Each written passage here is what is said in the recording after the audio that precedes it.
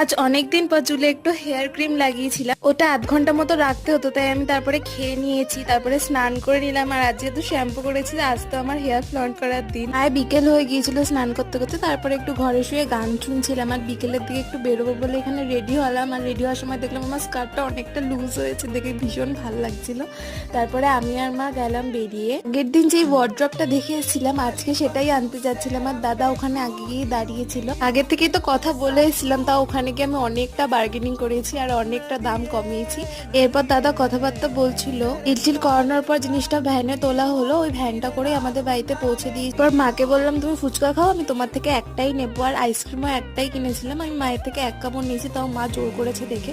এরপর একটু খাবার কিনতে গিয়েছিলাম, তা চাউমিন খেতে দিয়ে চেয়েছিল দেখে ওর জন্য সেটাই নিয়েছিলাম। আর আমি আমুল কুলটা রাস্তায় খেতে খেতে এসেছি, আর ওখান থেকে অল্প একটু চাউমিন খেয়েছিলাম।